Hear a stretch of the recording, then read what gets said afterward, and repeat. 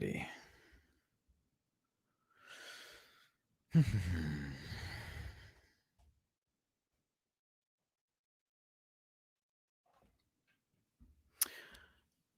Okay, I think we might be good. Let me make sure everything is all right on my end. Little Facebook post. And then we can get going here. Yes, there we go. Little Facebook post. Okay, let me make sure everything is good here in the old YouTube studio. Hey, if you're joining us right now, if you wouldn't mind, if you're in the live chat, letting me know that you can see and hear me. That would be great. Let's see here.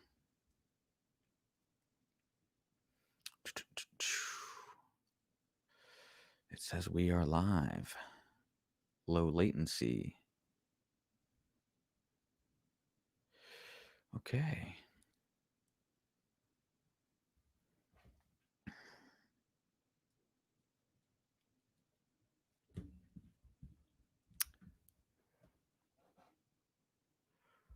All righty. I think we are good to go. I'm going to wait for a few more people to jump in here.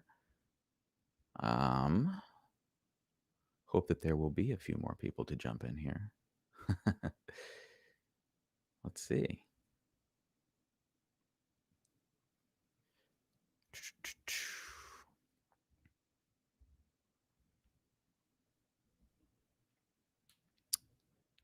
There it is. Got the old live chat. Participants. Okay.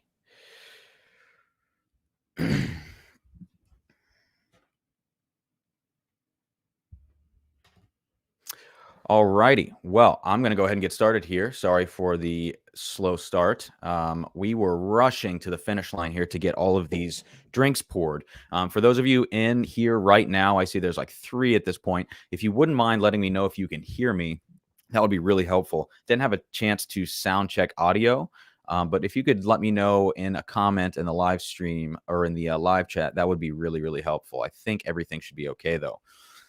So I wanted to, for the end of 2020, I wanted to jump on here and do a live stream to sort of commemorate a lot of the, top whiskeys of the year. Some of these whiskeys have won different awards from wine and spirits competitions. Different critics have given them awards, publications. So I've chosen a lot of those whiskeys that have been highly regarded by others. And then I've chosen some of my own favorite releases from this year because, I just had a couple that I couldn't get away from. They're so tasty. I want to make sure we are good to go here. Okay. Well, this is the deal. So the way we're going to do this tonight is I'm going to go through these whiskeys one by one. And what's up, Kyle? Hey, man, good to see you. I'm going to go through these whiskeys one by one. I'm going to move over here. You can actually see behind me, I have an army of whiskey pours here, all with tops on them. My newly minted fiance, Sarah, also celebrating the engagement on this live stream. She was so nice to help me pour all of these and mix all of them up. I have a master list back here of what every pour is. So I'm not going to go glass by glass and testing things next to each other. I'm going to go straight through. I'm going to go quick, because I have 15 pours. I don't want to be on here all night. So I'm going to go quick and I'm going to just make an assessment and I'm not going to be able to return to that. So I'm going to have to stick with my choices. This could be a horrible failure or it could be a lot of fun. So I wanted to pull up here before we get going the sort of graphic for tonight. So we got a little screen I've been working on. I've been trying to get all my streaming chops together. So this is our little screen. And before we get going, I'm going to show you all of the pours that we have on the docket for tonight. So we can basically break these whiskeys down into 3 categories right now. We have just straight up bourbons. I think there are 7, 8, 9, something like that. There's mostly bourbon here. Then we have finished bourbons. And one of them is actually from 2019. I tried to do all 2020 releases if at all possible. But in order to not have only 2 finished bourbons that I could more easily tell, I wanted to mix it up here and throw in the Bardstown Bourbon Company Apple Brandy finish. So you'll see on the list here on this side of the screen that it goes in the order of bourbon. And then we have, after Bardstown Discovery number 4, we have the Joseph Magnus Cigar Blend, the Chateau de la Baude, and the Apple Brandy finish from Bardstown. Those 3 are the finished bourbons. And then we have 4 ryes at the end. And that's going to be the Wild Turkey Rare Breed Rye, Alberta Premium, Old Overholt 11 year, which was an Ohio and Pennsylvania exclusive release, and then the Elijah Craig Straight Rye, which only came out in 4 states this year. So I've got a lot of exclusive releases on here, a lot of just really good stuff. So I'm stoked about this. Goal number 1 is that I can tell apart a rye from a bourbon, but in these kinds of flights, it gets real dicey, especially when you're talking about 15 pours here. So let's go ahead and get started here. Hey, Ujjal, what's up? It's good to see you. Got this little StreamYard set up. I can throw comments up on the screen now. This is going to be great. So I'm going to go ahead and kick this off with a little bit of water. I'm going to need this. I have 4 bottles of water sitting next to me. I'm really going to try to take small sips because, I want to be able to make it to the end of the night, and I want to be able to, walk out of this room. That would be nice. Okay, so let's go ahead and start with number 1 here. At the top left glass. All of the glasses, I'm not looking, have a sticker on the bottom here with telling me what it is, and that is written on a key just on the other side of the room there. All right, so let's see what we get with number 1. Let me know what you're drinking on if you're here in the chat. If you wouldn't mind, as we get started here, just please like this video, subscribe to the channel if you haven't. This is it's going to help so much. As a new channel, I'm really trying to get to 150 subs tonight, and I think I can do it based on the momentum we've had recently. So let's see what we get here on glass number 1. So this is definitely a nice proof going here. A really, really nice, probably 55%. Good alcohol, hits you right on the nose. Okay, I'm getting a little bit of like rye kick, a slight bit of ethanol, but it seems pretty well put together. A good bit of age on here as well. Some cherry, some nice rich caramels. It's almost reminding me, again, I have this list here, and I don't mind that I have it. A lot of people try to do this without lists and things, but these are the 15 pours I have. This is reminding me of a Bardstown product. Yeah, there's just something about the that old Barton when they blend a lot of that old Barton juice that they source, which is the 13-year-old Barton. They're putting that in both of their Discovery Series batches, and so I would have to think that that's what this is. I'm really smelling a lot of that nice, rich, wet oak. It's a good high proof. Almost reminds me of the Bardstown Discovery 4. I have both Bardstown releases here. I have Discovery 3 and 4. Both of those came out this year. They're both incredible bottles. Number 4 is a little higher proof, but it drinks way above its proof. It really drinks hot. So I'm thinking that this might be Bardstown Discovery 4, but I'm going to get it on the palate and see what we get.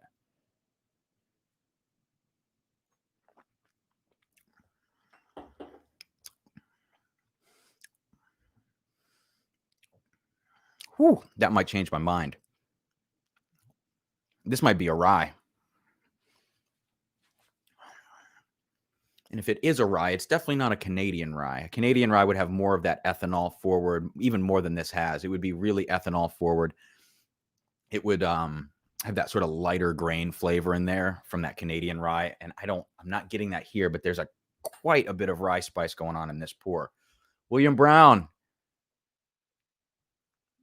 You mentioned mixing all the pours. Oh, yeah. Yeah. So we were, I poured 15 glasses and I put the stickers on the bottom of each according to what I poured in there. And then I left the room and Sarah mixed all 15 up in her own order and then wrote me that down. And so that's how I'm doing tonight's blind. Yeah. So not mixing the pours. God, I wouldn't be able to tell what anything is at that point. I don't think anybody's that good. I don't know. All right. Let's go back to this. Number 1. Yeah, I'm getting a little bit of like stale cardboard type notes now, stale bread and like dry cardboard. And it's actually reminding me with that high rye content of the old Overholt 11-year rye in a way. It's got that nice age I mentioned earlier. It's got a little bit of oakiness, some nice rich caramels on there. But now with that stale note, that old Overholt really tends to have that.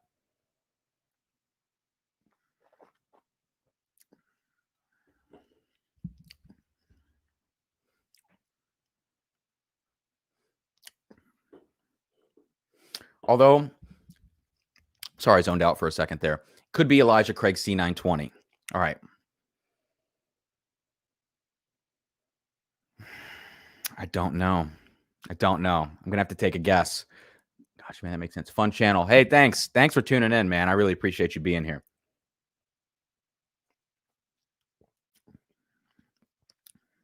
All right. That changed my mind. I think this is Elijah Craig batch C920 barrel proof. The reason I say that is I did a blind of all of those barrel proofs recently, the last 6 releases. This C920 had a nice rye kick, and it did not go down the oaky and butterscotch route of the previous batch, B520, which was so famous with everybody. So C920, which came out in September of 2020, is the last batch that was released. And I put it in here because it's been highly regarded by the bourbon junkies and a lot of other people. I am going to say that glass number 1 is Elijah Craig batch C920. And I'm going to write that in my phone here so I don't forget that. I might be forgetting things by the end. So that's going to be my guess for that. I'm going to cover this thing and put it back. Now we're on to number 2. All right. If you're just joining us, thank you so much. I really appreciate you all being here. Again, I'm doing the final sort of wrap up for myself for 2020 because I started this channel so late. You know, I didn't have the opportunity to do live streams to build up to this one, where I sort of did like a March Madness bracket of different bourbons of the year and all those releases. I didn't have that opportunity because it's such a young channel. So I just wanted to get out here and taste some bourbon for all of you, hang out, find out what you're drinking, say hey to some friends, and see how good my palate is. I don't typically do blinds this big. I'll do blinds of 3, blinds of 5 that my girlfriend, fiance now, I got to get used to saying that, that she will bring into me, and we make it a little bit of a challenge. But I've got some more content coming soon for some blind pours as well. And you'll see maybe by the end of the week what that is. But let's get on to glass 2 here and see what we get. Okay, that is very green. It's like got a lot of rye going on. The last one was, to me, a bourbon that had a lot of rye influence in it, even though the Elijah Craig barrel proof that I guessed that it was doesn't have like high rye necessarily. I think with that amount of proof on there, up in the upper 60%, I think that is what that rye kick's coming from. This smells truly like a rye whiskey. Yeah, there's some citrus going on here. There's like some really sticky vanilla going on. But it's nice and sweet as well. Let's check it out on the palate.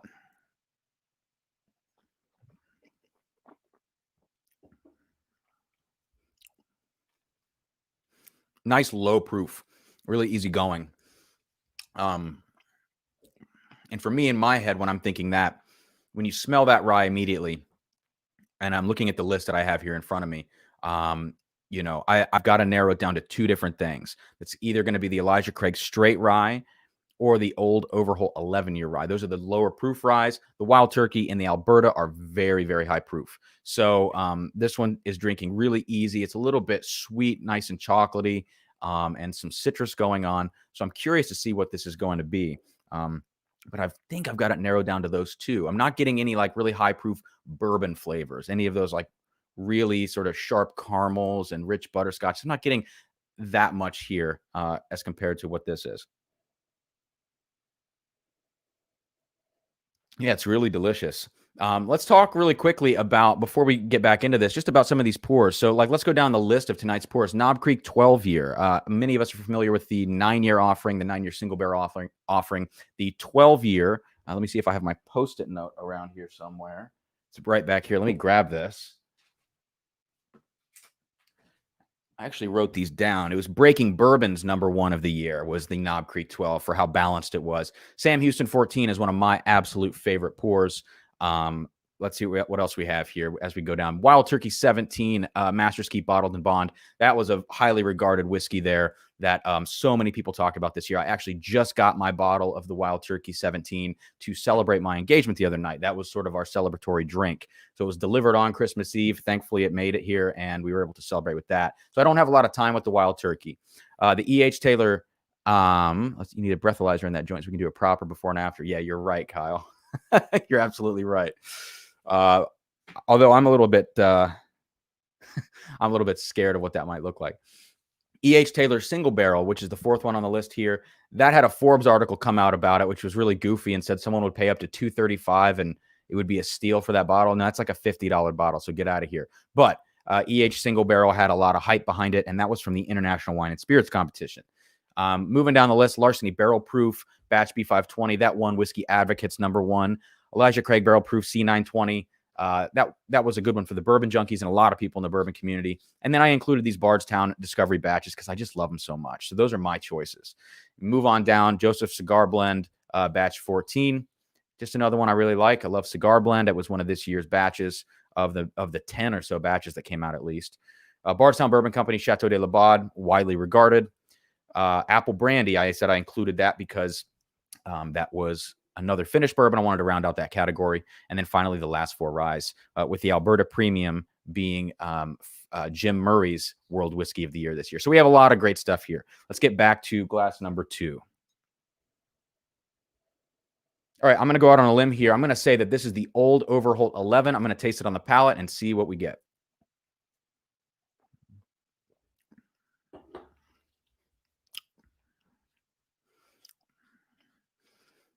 Yeah, again, this is definitely a rye, but it seems like a lower rye content, a lower proof.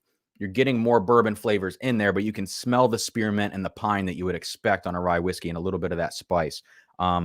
But the milk chocolate note that I'm getting here, which for me is such a common note in the Elijah Craig rye, is making me think that this might be the Elijah Craig.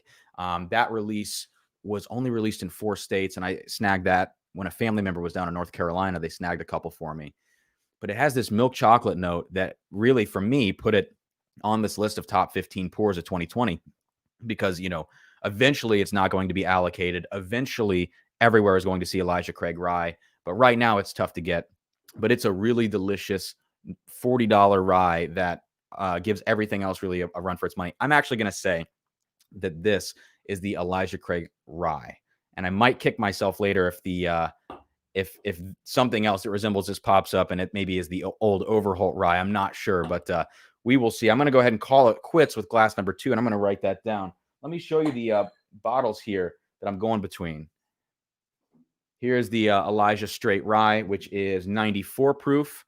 That's what I think number 2 is. And this is the Old Overholt, which is 46.3%, which is 92.6 proof. The Overholt's actually a little lower proof, but it's 11 years old.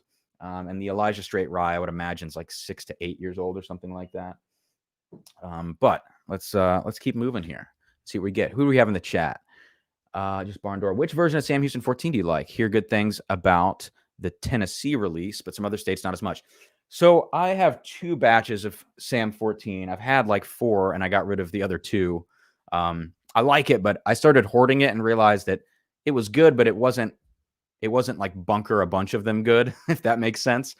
So I'm tasting Texas batch 2. And I have the Indiana batch 2 up there, I believe, as well. The Indiana is a slight bit more oaky than the Texas, but I think the Texas is a little more balanced. But I know people that chase those older whiskeys and chase that oak flavor would probably go for the Indiana batch. I think that was a really solid one. I actually didn't even distinguish. I just grabbed one off the shelf, and it happened to be this Texas batch. So I had an Illinois batch and a different Texas batch, but I got rid of those with some local trades. Okay, let's go to glass number 3. Let me get this up here. We're doing well. We're hanging in too deep, and I've had very small sips. So I'm going to go ahead and write down Elijah Craig Rye. So I think the first 2 products were both the Elijah Craig products, but we'll see how I'm doing here. All right, glass number 3, y'all. Cheers. All right, good proof here. Good proof and possibly finished. Possibly a finished bourbon. I'm getting hit with a lot of dark fruit. All 3 of the finished bourbons that I have tonight, they all have some sort of brandy influence, whether it's cognac or Armagnac. So 2 of them would be Armagnac. Those would be a little bit deeper and richer and more plum, more fig, more grape-like. And the apple brandy finish that I have tonight is going to be a little bit brighter. And to me, this is this is smelling a little bit brighter, perhaps. Like the immediate narrow down is the apple brandy finish, but I might not even be right on the fact that this is a finished bourbon in and of itself. Let's see. Yeah, good tobacco, good oak going on here. Again, yeah, high proof. Probably for me, it's seeming like 110 proof, something like that, maybe. I'm gonna go ahead and check it out on the palate. Cheers.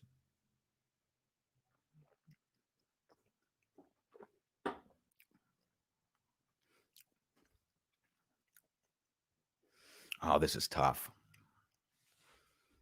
This is really tough. There is so much fruit and oak and leather going on in that. See, your brain can play tricks on you when you have this many drinks in front of you, and it might be right now. It may or may not be finished. It's really hard to tell. I mean, some of the other Bardstown Discovery batches, because they're blended, they're high proof. Sometimes it's hard to narrow down some of those notes, and this one is tough for me right now. Um, I'm thinking it might be that apple brandy, but I'm not sure. Again, I'm getting like nice, deep, rich fruit notes. I'm getting so much oak and leather and tobacco that you would expect from an older product, which all of those are, and that you would expect from something that spent some time in some sort of brandy barrel. Man, but it could be the Joseph Magnus too. I don't know. So I'm gonna have to go out on a limb here. What do we got in the chat? All right. Let's see. Well, cool. It's so good to see all of you guys here. I'm gonna minimize this screen. For any of you guys that do any streaming, StreamYard, this program is amazing. It costs a little bit to do it per month, which kind of sucks, but it is a really solid program for doing this kind of thing. All right, let's get back to it. One last check of glass number 3, rather.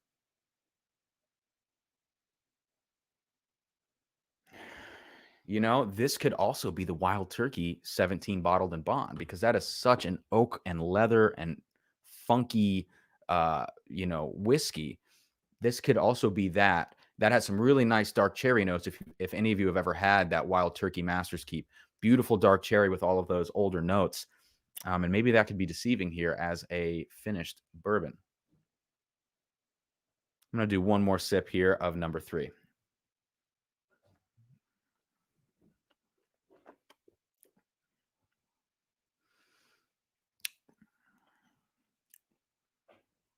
Man, that's tough.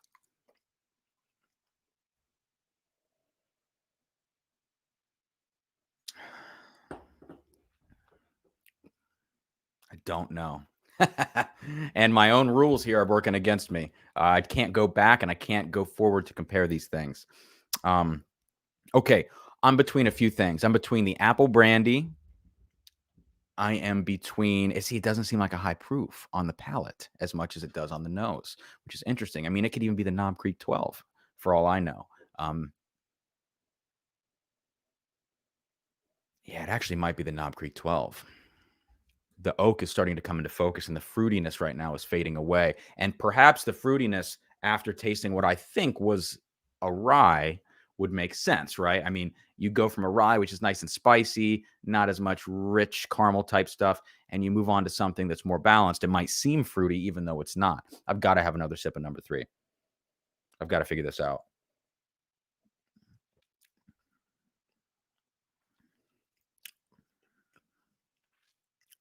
Yeah, just don't know. Okay. I'm going to wrap this up and say that this is probably, I'm going to say the apple brandy. I might regret that later.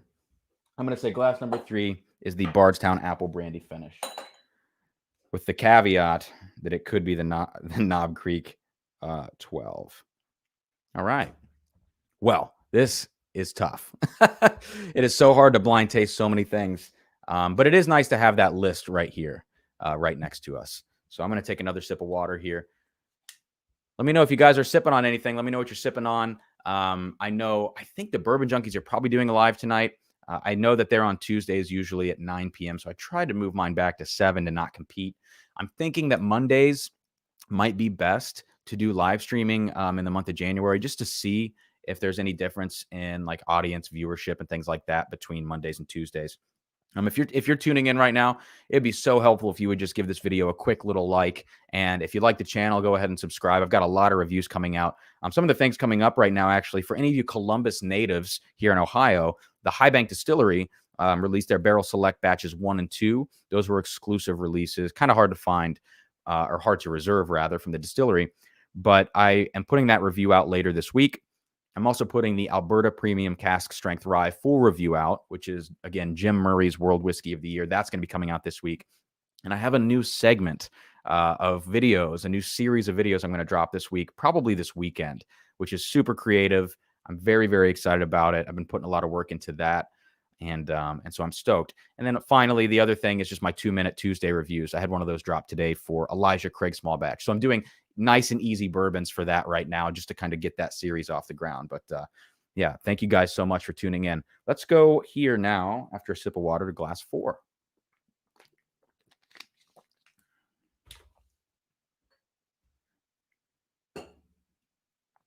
All right. So some of these are heftier pours than others.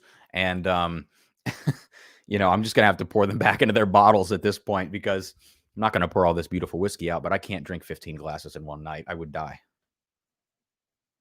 Okay, now this is a finished whiskey. Hands down, this is a finished whiskey. Now it really makes me second guess the decision I just made. So it might not have been apple brandy after all. It might have been something like the Knob Creek 12. This is deep and rich and high proof, and so filled out with dark grape type plum flavors that it has to be one of two of the things on this list. I can already narrow it down. Yeah, it's just a lot of different stuff going on. A lot of different fruits. There's some cherries in there. There's like some funk going on in there, leather, oak. Like I said, nice rich plum type notes. Yeah. Yeah, 15 1-ounce pours would make for a very entertaining stream. I think some of these are between like 3/4 of an ounce and an ounce and a half. So yeah, there's no way I could drink all of that. Oh my gosh. So I'm definitely gonna have to pour some of these back.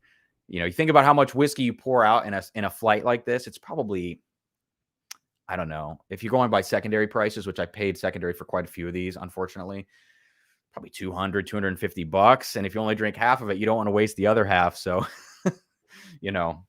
this is not a money-making adventure here. This is all losing money. Okay, so like I said, this is a finished whiskey by and large. You can tell it immediately that you have those rich bourbon characteristics, like those kind of butterscotch caramels, but they're masked. They're masked by rich tobacco, oak, leather, all those older notes. And to me, if this is going to get narrowed down to two, it's got to be the Bardstown Chateau de la Baude, which is an 18-month finish in Armagnac barrels, or the Joseph Magnus Cigar Blend, which is a mix of 11 and 13-year-old bourbon, which also has an Armagnac finish. The Chateau de la Baude tends to be a little bit more focused on the nose, and the Cigar Blend tends to be a little more disparate, sort of spread out between the different flavors that have been blended together in there. More balanced, actually, in that way. But the Chateau de la Baude is like a single note, and it's very intense, that grapiness, that Armagnac influence. This, to me, is a little more diverse. I have to say immediately, I don't even think I've taken a sip yet, that this is the Joseph Magnus Cigar Blend. Oh, it's so good. There is a little bit of ethanol in there, a little bit of like rye spice. They source from MGP. I'm sure it's a high rye MGP mash bill that's being used. So that little bit of pepper kick in there, that green rye and ethanol is coming through, but that's okay. This is like 124 or 128 proof, I believe.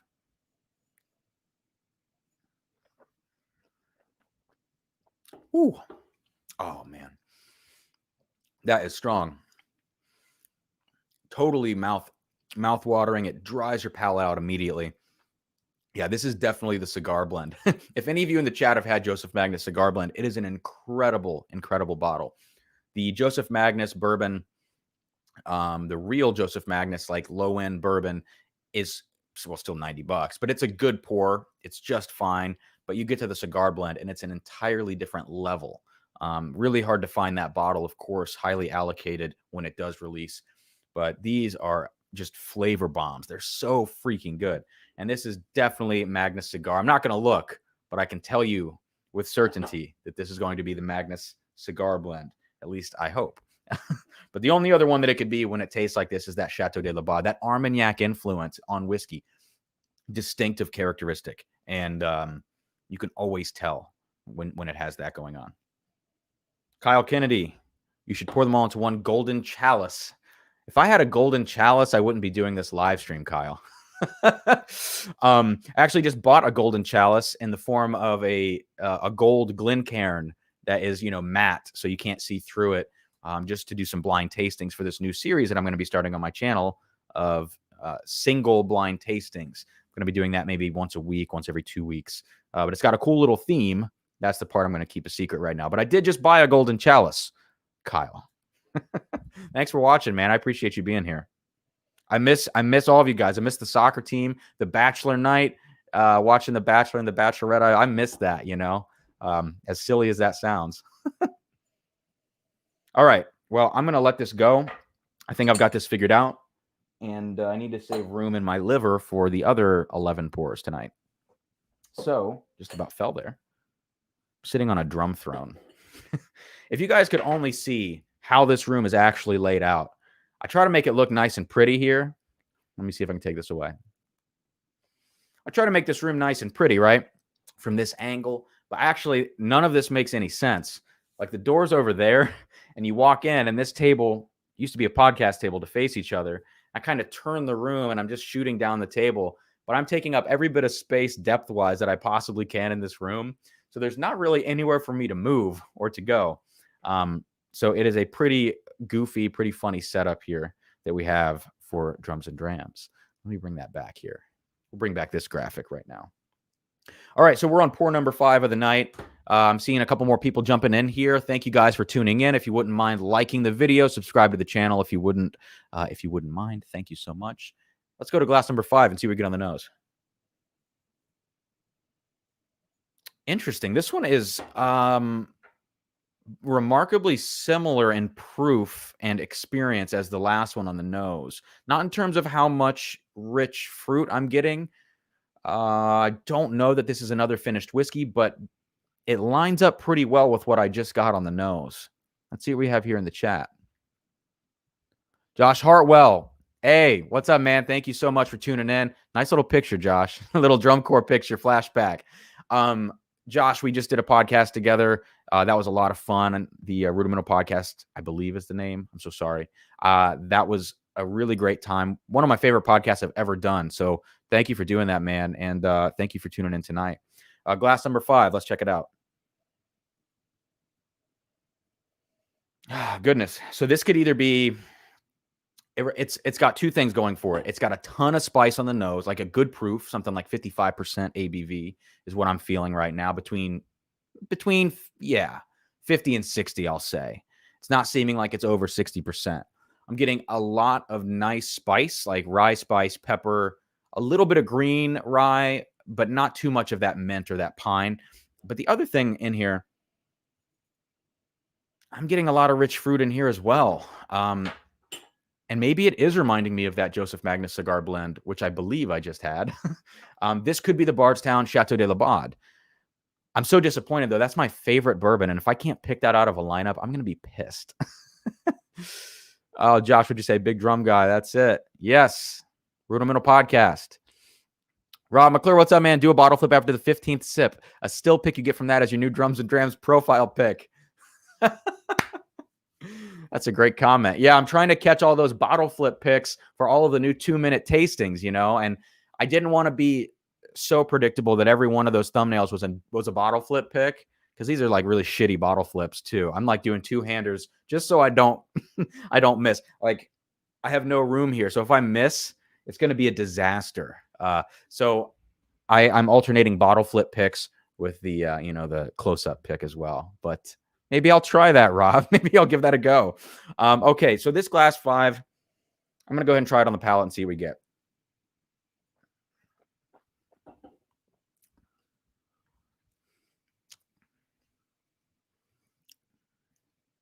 That is definitely not the Chateau de la Bade. and it is definitely not a finished bourbon. The fruit that I was getting on the nose is all dark cherry here. That's interesting. It's definitely a lower proof. Like, it's now seeming more like 100 proof, like kind of bottled in bond style. Yeah, dark cherry, nice oak. It's got a nice age to it. Let's see what we're working with here. Let's check it out here on my list, on my master list of things. Again, like that one of those pours that I said could have been the Knob Creek 12. This could be the Knob Creek 12, although it's got a lot of cherry for that. This could be the Sam 14. A big oaky dark cherry flavor I mentioned earlier too is that Wild Turkey Master's Keep 17. All of those are reminding me of what I have here in my hand. I mean, hell, this could be the Bardstown Discovery 3 too. That one's a little lower proof than 4, a little more cherry in that. This is a tough one. Back to the palate we go.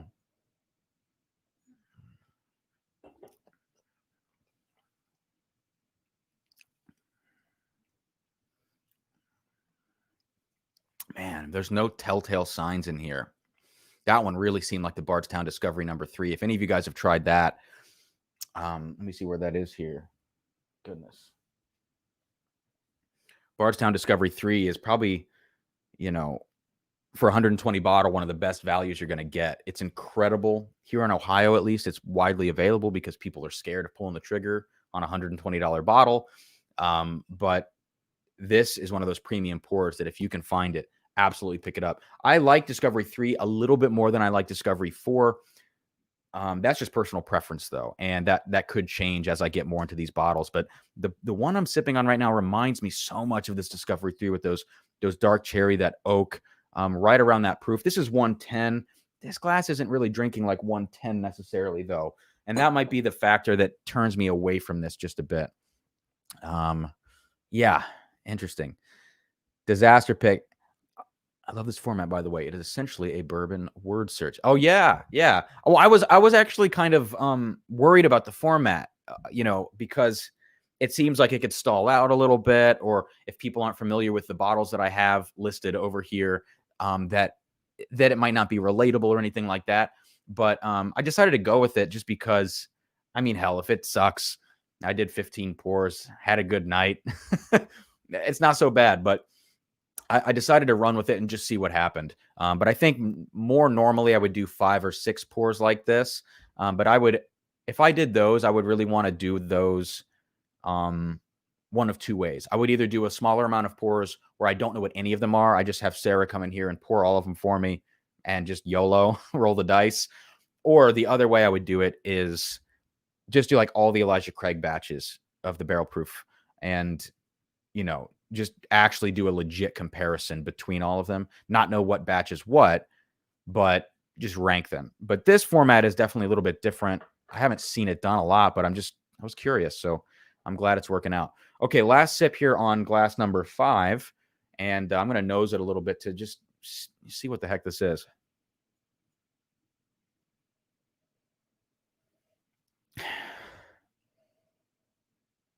Yeah, there's a little bit. So here's the thing. The Wild Turkey bottled in Bond 17 has more oak than this. I have to trust my gut on that. Like, I'm leaning towards that in some ways. It's got more oak. The cherry's right in line.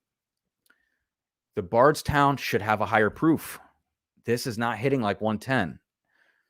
The Knob Creek 12, solid candidate. I put that as the maybe for glass number 3. Solid candidate number 12. But this is tasting like the Knob Creek 12 has a little nuttiness, a little of that Jim Beam flavor profile. The proof would be right on the money, but the flavors aren't lining up. The only other one, what else is left? Sam Houston. These are all my issues. I'm narrowing it down to Sam Houston. I'm going to say Sam Houston 14, but I'm not getting the amount of furniture polish that I usually get from Sam Houston 14, if that's what this is. That's scaring me, but all the other things are lining up. And this is the Texas batch. And the Texas batch, besides compared to the Indiana batch that I have, has less of that furniture polish, that Barton banana thing going on in that blend. I've got to trust my gut. I'm going to go with Sam 14, but I know that this could probably also be the Bardstown Discovery 3. Yeah, I'm going to just put it down, or Bardstown 3. Keeping a little note here in my phone of everything that we're doing right now. Okay, one little sip.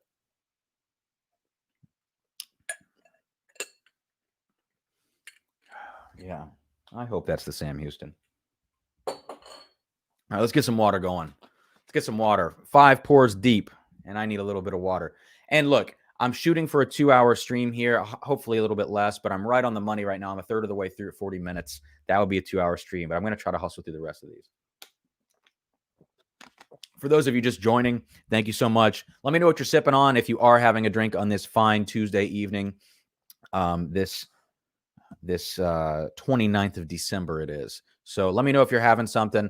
And, you know, if I'm not dead at the end of this flight, I'll pour one out for you as well. I'll match whatever you have if I have it. Okay, let's go ahead and move on. Glass 6. Still standing. My mom was worried about me today. She saw me post that I was doing 15 pours. She was worried about me. So, Mom, if you're watching, I'm good. I'm all good. And if I look a little sweaty, it's because when I shut the door to this room, I'm stuck by a vent. The hot air's on, and it gets freaking hot in here. So you might see me sweat just a little bit. Michael Johnson, Pikesville Rye. That is one of the top ryes. Oh my gosh! Thank you so much for pointing that out. Yeah, man. Cheers to that. That is one of my favorite ryes. I've got one right over there on the shelf.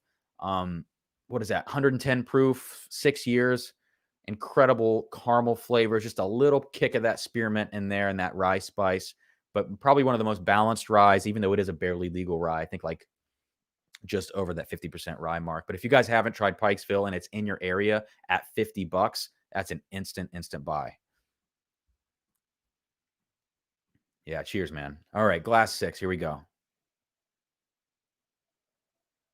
Okay, we're back in bourbon territory now. I'm not getting a whole heck of a lot of rye spice on that. I'm getting a nice middle of the road proof, a nice middle of the road flavor profile with just some nice butterscotch and caramels.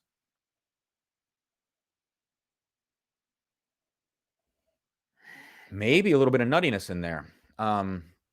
Maybe a little bit of nuttiness. And there's only a couple bourbons here that are distinctly nutty. So let's keep nosing here and see if there's any more that we can uncover on the nuttiness or any other notes.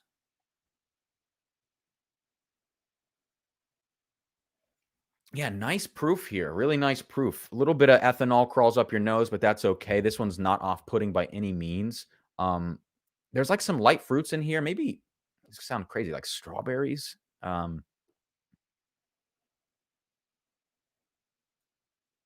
Strawberries, apricots, maybe. Oh, that's interesting. Apricot. That might say a lot about this, actually. I'm gonna check on the palate before I speak too much. Here we go. I've already spoken so much.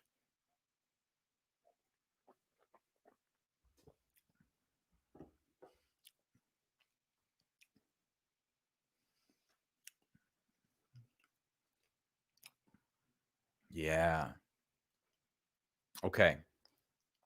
Let me go through this one. This is, I mean, intense proof. This is 55, 60% ABV. Easy. It's a bourbon. I'm getting a ton of light fruit on here. But that light fruit is mixing with some sweet tobacco, some sweet oak, I guess. There's woodiness, but the sweet tobacco is clear. The light fruits are clear. There's definitely some age and some woodiness in here. Maybe a little bit of that leather type component, but a ton of light fruit. And now it comes into focus. After the first sip, here's one thing for all of you, if you've never heard this before. After you take your first sip of something, like you should nose it a little bit, however much you want to do that, whatever level of whiskey geek you are, you nose your glass, take a sip, and then go back to nose it again.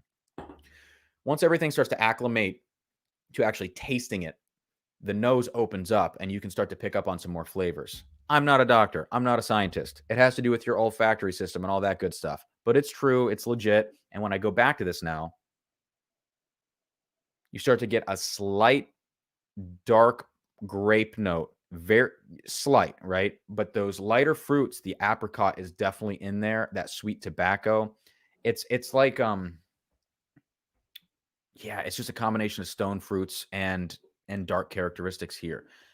I'm actually leaning towards calling this the Bardstown Apple Brandy finish. So what that is, for those of you who are unfamiliar with either Bardstown's products or the Apple Brandy finish in particular, Bardstown will do two things. Number one is they blend bourbon that they source and they bottle it and sell it as their young distillate comes of age.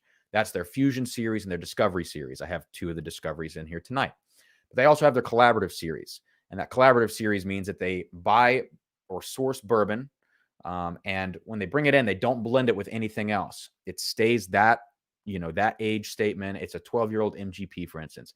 And then they put that in a secondary barrel and they finish it for 18 months. I think all their finishes are 18 months at this point, which is a long finish. It takes a lot of flavor out of those secondary barrels. In the case of the Apple Brandy, they have a company that they work with called Copper and Kings, who produces Apple Brandy. They get those barrels. They put this MGP bourbon in there, and it sits for 18 months. I think the Apple Brandy finish was a 10-year MGP, so not quite as oaky as the other finished bourbons tonight, which is the Joseph Magnus Cigar and the Chateau de la Baude collaboration. Those are between 11 and 13 years. I think this is the Apple Brandy finish. It has that brandy characteristic. When you get an old whiskey finished in brandy casks, you can always tell, unless it is the Yellowstone 2020 limited edition, because that sucks.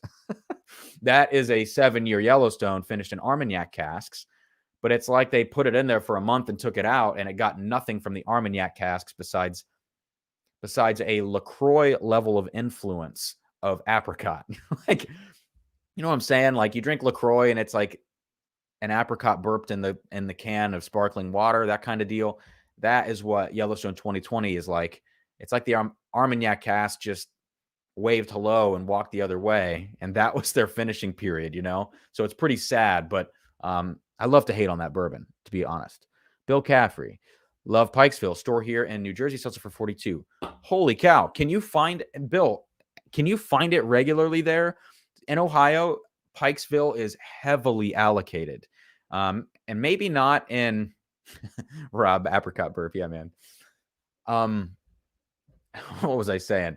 Oh, in Cleveland and Cincinnati, they get better allocations typically than we do here in Columbus. And I think Pikesville is more around those parts. It's usually only ever in 1 or 2 stores here in Columbus, Ohio. So, yeah, Bill, if you can find it regularly in New Jersey, you are freaking lucky. Let me tell you. In Kentucky, northern Kentucky, I go down to Lexington and Louisville, probably more than I should at this point. It sits on the shelf there at $45, which is so crazy to me. And then like John J. Bowman, same thing. It's pretty much readily available down there. And we just wish we could get that up here in Ohio. Thanks. Cheers, Bill. Thanks for tuning in. All right. I've taken too long on glass number 6 here. I need to get on with it. So I'm going to take another sip of this, but I'm pretty darn sure this is the Apple Brandy finish from Bardstown Bourbon Company.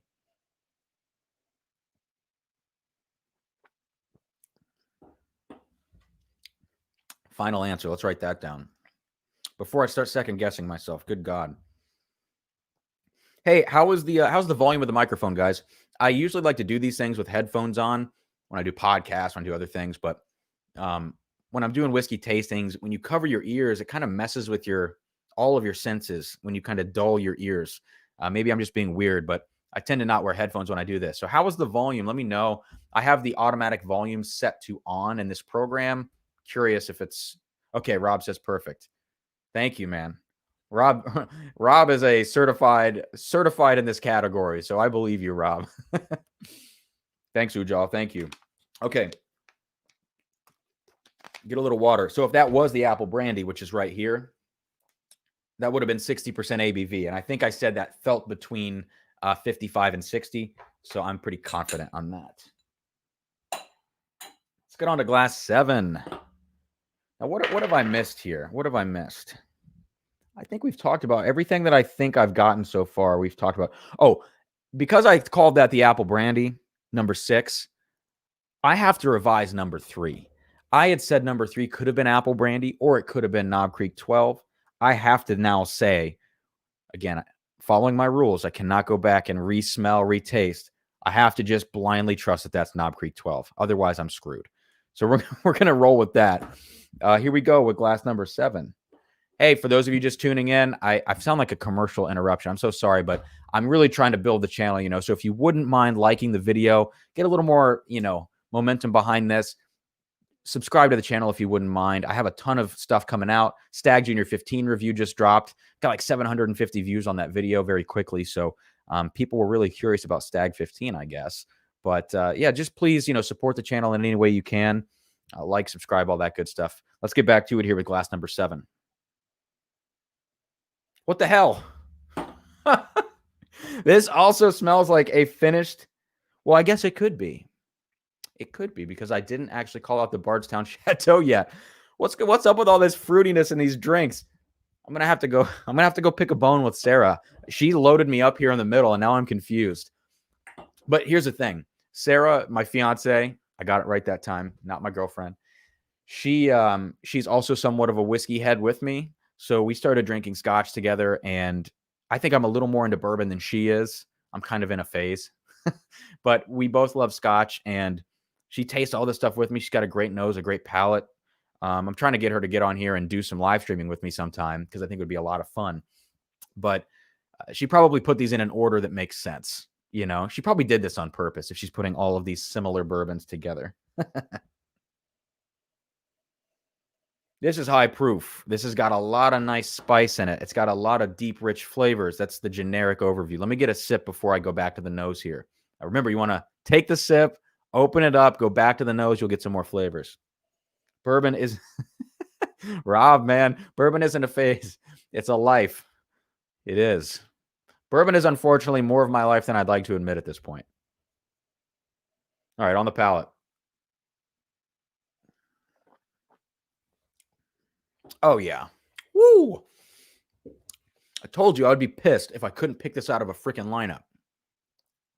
This is Bardstown Chateau de la Baude because it's the most delicious thing I've ever had. This is far and away one of my favorite pours. I don't need to go back for a second sip. I know what this is. So here's the dealio. Same thing with those other finished bourbons from Bardstown. They finished this for 18 months. This is a 12-year MGP, Midwest Grain Products, sourced bourbon, and it is the 21% rye mash bill. So it's not the 36 rye, which is the higher rye mash bill from MGP. This is the 21 rye, and it's finished in Chateau de la Baude Armagnac casks for 18 months. It's funny talking about something when I don't even know what it is. I promise you I am not, I do not know what these are, but this one is so obvious. I can sit and give a lecture on this right now because I know what it is, and it's one of my favorite pours of all time. Again, like I said earlier, it's single note. It's really just heavy grape, plum, those kind of purple dark fruits. It's all that with like some tobacco and oak mixed in. Really rich, really intense. But what it does better than anything else. And there are rumors that they will be dropping another batch of this that would be like 10 times as big of a release. So I'm eagerly anticipating that day. Rob, if you want a funny screenshot, man, I'll just, you can just take the screenshot of me belching right now after 7 bourbons. That would be a flattering screenshot. Okay, so I'm going to say number 7 is Bardstown Bourbon Company, Chateau de la Baude. The really nice thing about it, I mean, look, 18 months when you finish a bourbon is probably too long. Let's just be honest. Like, it blows the bourbon out of the water. It covers up a lot of the good flavors. And you know what? That bourbon does too. That tastes more like a brandy than it does a bourbon in many ways. The one thing it does retain, which I appreciate because they're using a higher rye MGP mash bill, that 21%, it retains the spice. It retains the kick in there. And it doesn't get too sickly sweet as you can get with, long finishes. For instance, Angel's Envy, the finished rye, which is finished in Caribbean rum casks, that shit is way too sweet, like outlandishly so. And I think that's an 18-month finish, if I'm not mistaken. And correct me if I'm wrong, but you can blow a bourbon out with that this MGP base spirit, that 12 years old, has enough of its own individual character and enough of its own spice to hold up to that finish. And I really appreciate that. That's a job well done from Bardstown. Okay. So my only question at this point, I have a couple iffy things. That first one I called Elijah Craig barrel proof. I don't know. That's a tough one. Called the second one Elijah Craig rye. That was also a tough one, but I'm holding by those. I don't have any secondary guesses on my phone here that I've written down.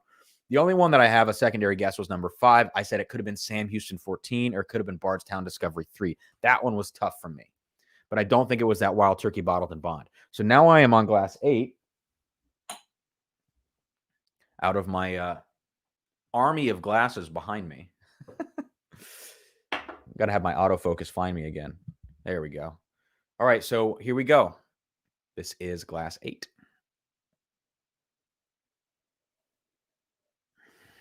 Okay, high proof.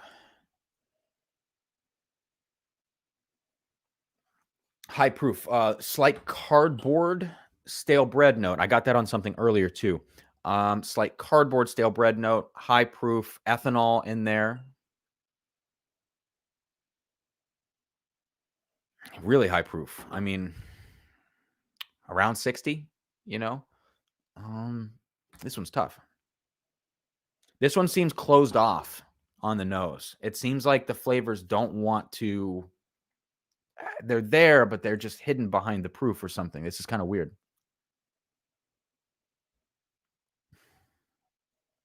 Check out how the stream health is doing. Let me just confirm on YouTube that everything is good. Cool. I am hardwired in tonight, so no Wi-Fi, no BS. This is a secure connection, I hope. Thank you guys for the 12 likes. If you're on this video and you haven't liked it already, please just drop a like down there. That would help me so much. I would really, really appreciate it. Thank you guys for tuning in. Okay, so there's a little bit of like milk chocolate here. I mentioned that weird kind of stale cardboard bread note. That's just something I've really been sensitive to recently for whatever reason. Almost reminds you of some of those Buffalo Trace products that people tend to call out for having a cardboard note in there. There's a lot of fruit. I mean, there's a lot of dark fruit in here too. Sheesh. I mean, this is so reminiscent of the last couple of pours I've had. I could easily call out the Bardstown Chateau de la Baude. I could call that out of this blind lineup any day. But I called out the Apple Brandy, the Joseph Magnus Cigar Blend. I had trouble on the Sam Houston or Bardstown 3. I don't know which one that is. This is reminiscent of all these things. They're so close. And I think my fiance is being really mean to me with the way that she poured these. All right, I'm going to take a sip, see what we get.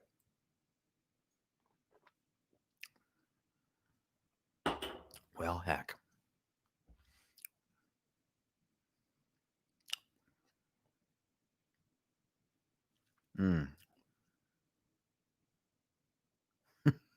Crap.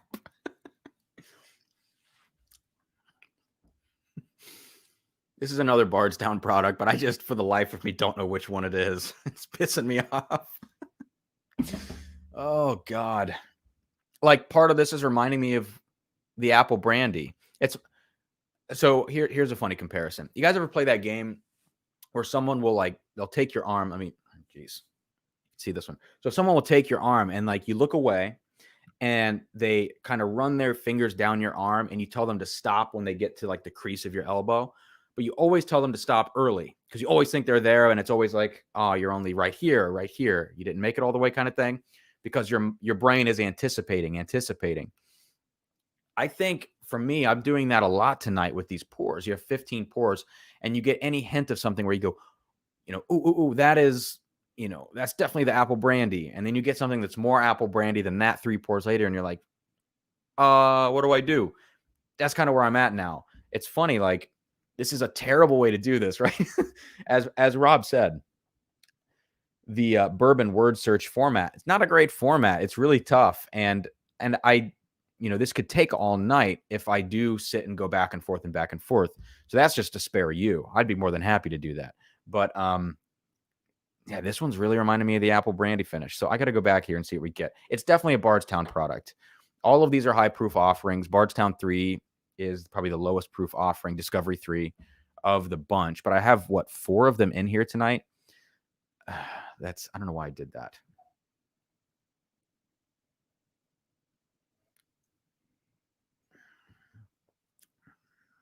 Yeah, this is the apple brandy for sure.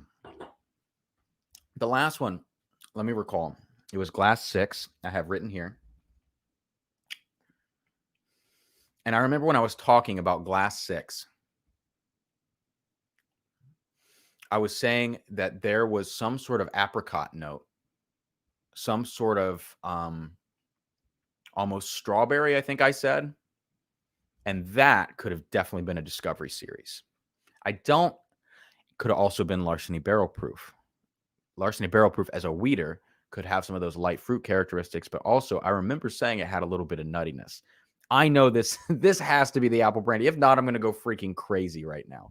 So I'm going to call glass 8 the apple brandy finish because it tastes. I just had the Bardstown Chateau de la Bade.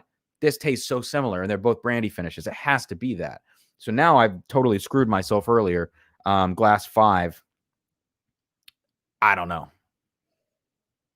Yeah, this is so much of that sweet tobacco and that sweet oak and those nice light fruits and the brandy influence. It's so good, but that's totally what it is.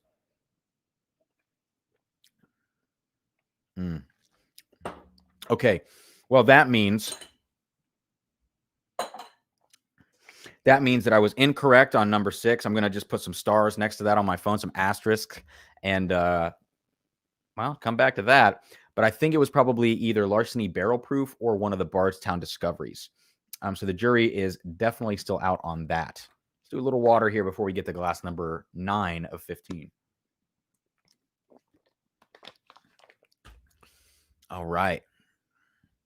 Got a couple people watching here. It looks like 8 maybe. Yeah, thank you all so much for being here. 14 likes. That's amazing. Really appreciate that. I think this is probably the most liked live stream of the last couple that I've done, at least while watching. I think they do accrue some likes afterwards, but I really appreciate it.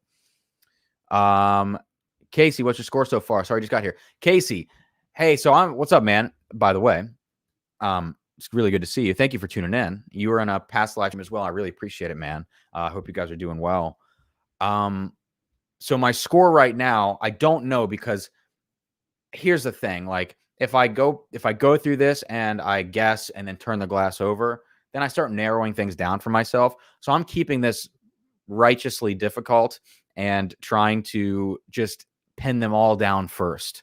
But I'm only going one by one, and I'm not allowed to go backwards or forwards. I have to do one at a time, take a guess. I could guess that it's maybe one of 2 things and then narrow it down later, but I cannot revisit that glass. That is my rule for myself. So my score right now, pretty confident about, like, I don't know, 4 of the 8, but I do have all my guesses in line for 6 of the 8. There are 2 of them that I'm just like, I don't know what the hell's going on. So that's where we are. Okay. Sweet. Let's go now. What am I on? Glass 9. All righty. Glass number 9. Yeah, Josh, what's up, man? Mulligans don't really work with whiskey tasting. Yeah, no. Either. If you're not first, you're last. Okay, this smells different than the last couple pours, so thank God for that. I'm getting a little bit of nuttiness here and a middle-of-the-road proof. Not anything too crazy on the proof side of things.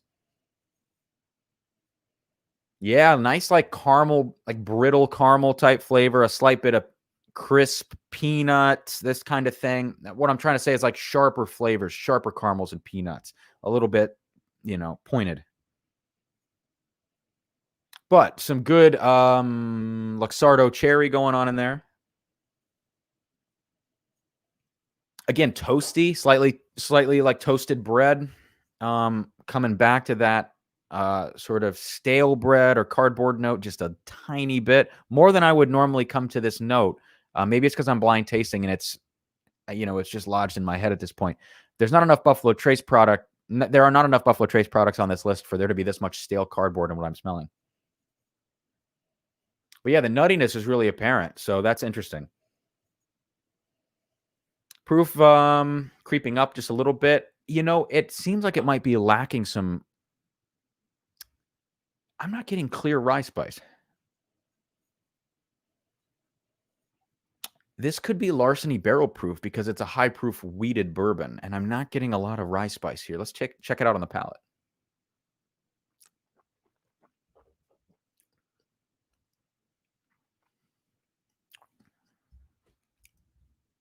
Oh, but there's a lot of funky oak there. That funky oak, all of that oak that I just got really reminds me of that 17-year wild turkey. But I feel like if it was the 17-year wild turkey, that I would have gotten so much more of that on the nose. You know, Josh, if I had to tell you which cardboard it was, that's a good question, man. Well, I think I said stale cardboard. So whatever the hell stale cardboard smells like, that would be it. They'd probably be more stale. Well, I mean, I don't know. Probably more stale from USPS because they're slower than hell, and all of the packages are still sitting in all of the post offices. No offense to any USPS workers. I know the government probably not funding you well enough and all those things, but Amazon's pretty quick still, man. So I think the stale cardboard's coming from USPS. I'm going to lose followers over that. Okay, now I'm back on the nose.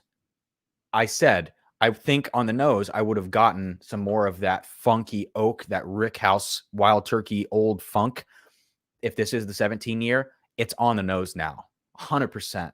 And I think the reason it wouldn't have been when I had my first nosing of it before that sip was because the last thing I had was, I believe, the apple brandy, which is a 60% ABV. And that would be 10% higher than this and would have kind of blasted my palate out before I got here. So I think as of right now, this is the Wild Turkey 17-year bottled and bond. Hey, William, what's up, man? Welcome back. I know, like, sometimes on a lot of these live streams, it's hard for me to sit through one person's entire live stream. Appreciate you coming back and checking in. I think I'm good. My face is a little more red. But again, like, I'm sitting right next to a vent. The door's shut. It's a hot room. That's my excuse. Doing okay. I think by 15, I'm going to be pretty well on my way to bed, basically. But yeah, I would love to finish by 9 p.m. Eastern, though, so I can watch an episode of Chuck. We're almost done with that show. I think we have one episode left, so that would be nice.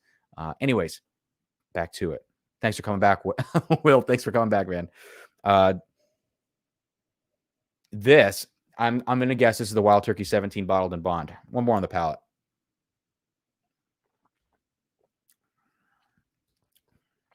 Oh, yeah. I also didn't mean to so obviously stick my pinky out when I took that sip. I'm not that pretentious. I just want you to know, force of habit with these little cups. I mean, it's hard to, it's kind of hard to hold. You know what I mean? And you don't want to just do this. It looks so brutish or whatever the word is. Anyways, for those of you who have had an older Wild Turkey product, even Russell's Reserve 10, which is not that old, and it's pretty cheap, actually. 30, 32 bucks for a bottle of that. Russell's 10, you start to get that Wild Turkey funk when you age it, a good bit beyond Rare Breed's age, beyond Wild Turkey 101's age. You start to get that. But when you get to this 17-year mark, it's the oldest bourbon I own, things get funky. This is like the epitome. When I do say, Josh, when I do say that stale cardboard note, this epitomizes that. That's why I'm getting it here.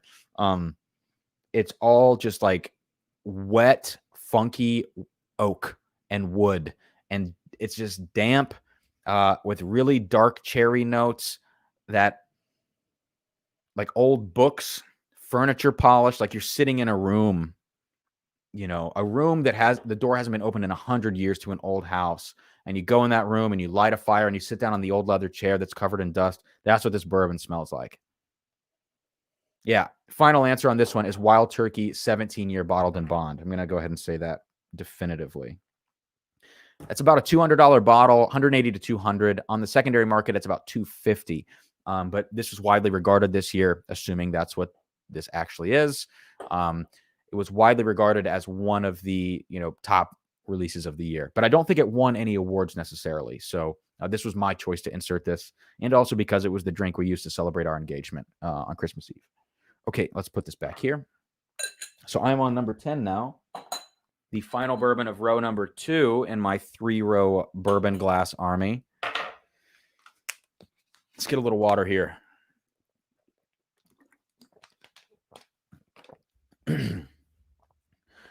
Another annoying reminder that if you are checking out the stream right now, if you wouldn't mind liking the video, subscribing to the channel, blah, blah, blah, blah. Thank you so much. Back to your regular programming. Here we go. Nick Allen, what's up, man? Hydrate. Yes, and hey, the high bank video. We were texting about this earlier. I'm going to put the Alberta Premium Cast Strength video out first, and I'm hoping to get that out, well, tomorrow. Fingers crossed tomorrow, and then I'd love to get High Bank's video out on Friday, and then I would love to get my new series, hint, hint, hint, out on Sunday when I think I can get some good viewership from people. What day is Sunday, by the way? Yeah. Hopefully everyone's hangovers are recovered from New Year's, and on Sunday the 3rd, I'll be able to put that out and have good viewership on this new series. I'm really excited about that. Hey, what's up, man? All right, what the heck glass am I on? Glass 10. Here we go.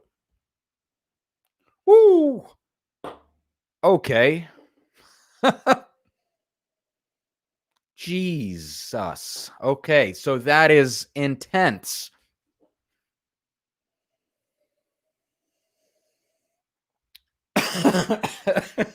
God, I got the COVID.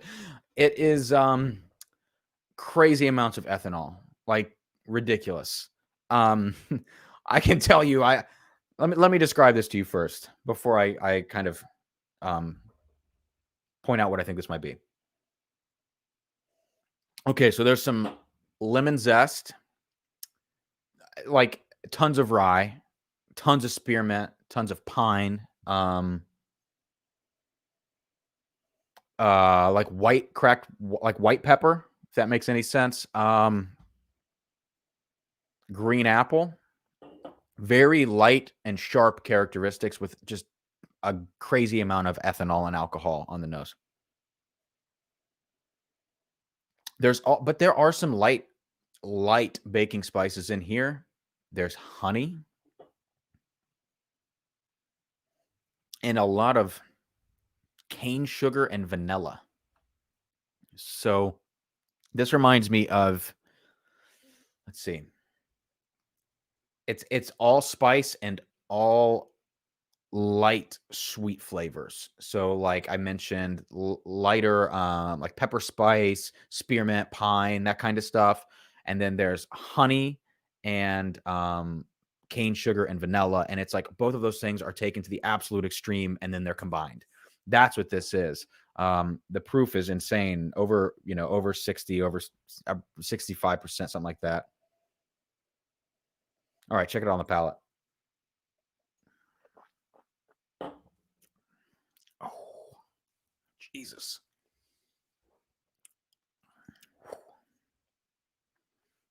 Yeah, that is one of those you don't want to rinse around in your mouth. You just want to just knock that one back or your face will look like this and your eyes will water. Okay. Wow, it's so sweet. Like right now, mid palate, as it moves into the finish, holy cow, that's sweet. I mean, with all of that intensity and that alcohol, the ethanol, the minty, spicy rye notes, the pepper is so intense right now on my gums. Even with all of that, it manages to be so crazily sweet. Here's what it reminds you of. Breakfast food, right? But think of it this way. Italian sausage, if you eat meat, Italian sausage, lots of those spices in that Italian sausage, you know what I'm talking about. And pancakes. Like both of those things combined, that's what this reminds me of. But it's not on the pancake side of things. We're not talking about like maple in my book. It's more like light and honey type things. So maybe not necessarily pancakes, but it just reminds you of a lot of things you get for breakfast. And I'm saying this because I had Italian sausage like couple days ago, and that's fresh in my mind because of how spicy it is. So this is interesting. At this high of a proof and with how shocking this nose is, I can pretty assuredly tell you what this is. This is the Alberta Premium Cask Strength Rye. So I'm going to mark that down, and then I'll talk about it very quickly. This is glass number 10. I'll just write Alberta. So this is actually the review that I'm going to be putting out hopefully tomorrow, I believe. And so the Alberta Premium Cask Strength Rye was voted Jim Murray's World Whiskey of the Year for this latest edition of the Whiskey Bible, which is for 2021, actually. So this is the second batch that was released. The first batch was a Canadian only exclusive, slightly lower proof, 65.1. This is 66, and it's right here, the bottle. So I'm assuming that's what I have in my glass right now, which is just the most insane, intense whiskey ever. Absolutely for special occasions. Not something I really want to seek out because it's just too much for me. There's not enough caramel and butterscotch support for me underneath all of those sharp flavors. But it's a heck of a whiskey, and something that if you're looking for a different experience, you might go and check this out. But I can pretty confidently say that is what is in glass number 10. So now we're on to glass 11. 11 of 15. Breaking into the final row here of bourbon glasses behind me. Nick, you grabbed one as well. Yeah, so these Alberta Cask Strength releases here in Ohio, I think we're getting them at MSRP, which is like $70. I think I walked out 74 something total after tax with this bourbon, or with this rye rather. And I'm not mad about it. I'm not thrilled. Like, I know it's got a lot of hype behind it. Jim Murray did his whole thing about it, but I don't think it was World Whiskey of the Year. I think Jim Murray's smoking something, because that there's no way that's the World Whiskey of the Year. I apologize to anyone I'm offending, but I think we can all agree on that. He called 1792 foolproof World Whiskey of the Year last year, and that's asinine. I mean, it's a great whiskey, but there's so many better things than that. Yeah, I think it's a fine deal. I think the secondary price right now between 120 and 150, people are trying to gouge. Hell no, absolutely not. That makes no sense to me. So, but if you can get it at 70 or even lower, if that would be possible, yeah, I wouldn't feel bad about buying that. Okay, glass 11. Here we go.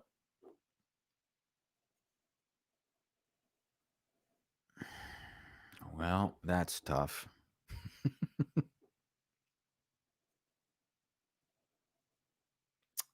Oh. Before I say anything, I'm going to try this on the palate.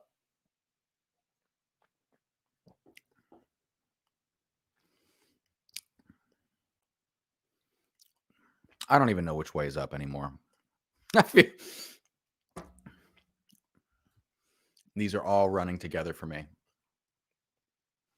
All right. I got the first sip out of the way on glass 11. Go back to the nose now and see if anything else shows its face.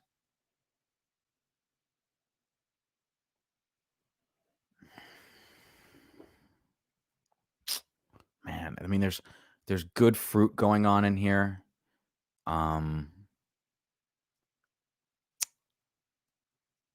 It's a high proof, I think,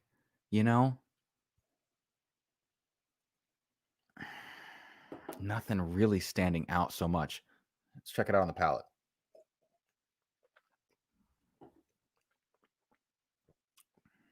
Okay. All right. I just rinsed it around.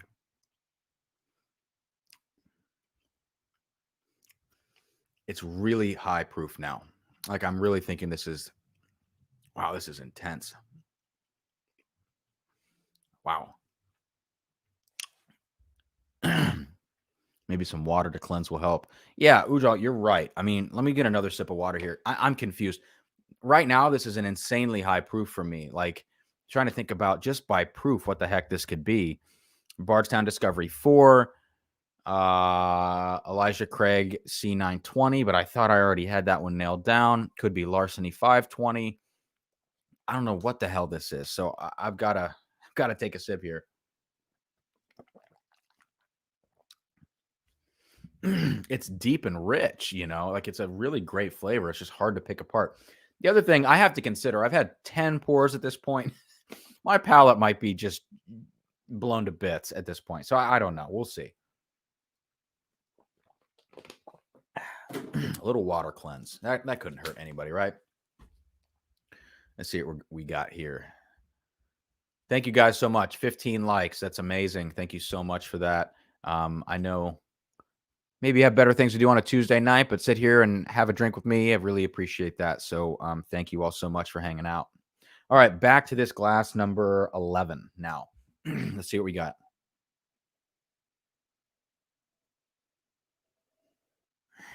Yeah, high proof, closed off. I'm going to throw a little water in this just to help get myself into it, you know? Open this thing up a little bit. I mean, it's seeming really, really strong.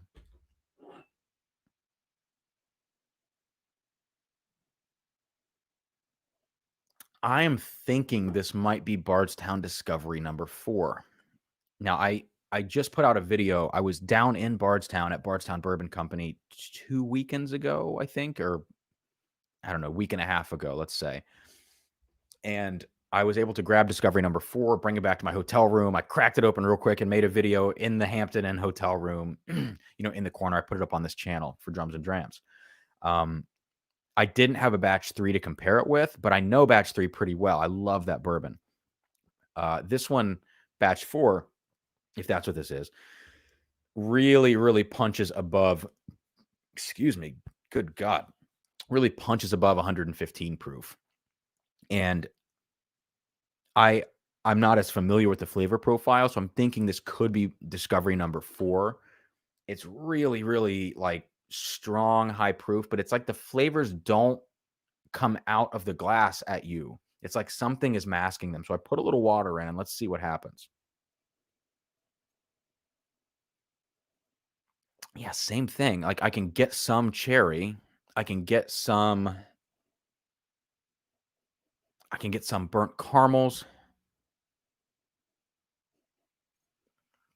Um a little bit of like candied grape sweetness. Am I searching now? Yeah, maybe some vanilla as well. I don't know. This is a tough one. I'm gonna check it on the palate again.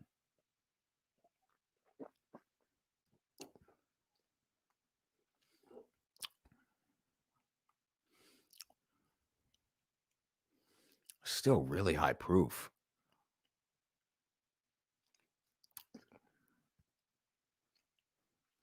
Very interesting.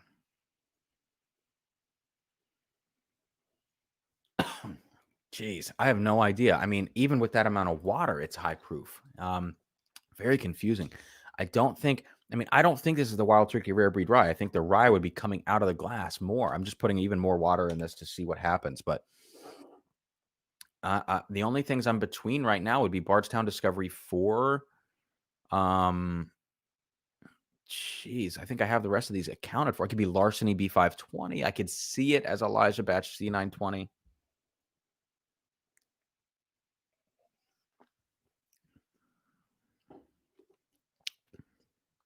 I don't have a damn clue. I'm going to call number 11. I mean, there's a lot of cherry right there. The proof is so damn high. It's hard for me to believe that this would be Bardstown Discovery 4 because if I proofed it down this much, it shouldn't be hitting this hard because that's 115 proof. The Elijah Craig C920 is like, where's it at? 132.8 proof.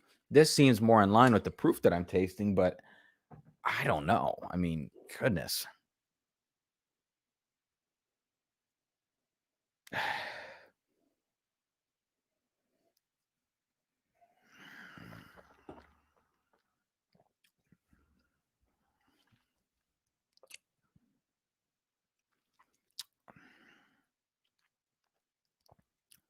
I don't know. Yeah, I'm not sure about this one. Okay, I'm going to write down Discovery number 4 and we're going to move on. This could be I might have gotten number 1 wrong with Elijah Craig Barrel Proof. That could have been the Larceny. I don't know. I'm going to write down a couple options here just so I can remind myself of what I tasted. And I'm going to move on. I'm stalling. I'm getting slow. I'm so sorry. Let's go to glass number 12. Jesus Christ. Here we go. A little water, cleanse the palate.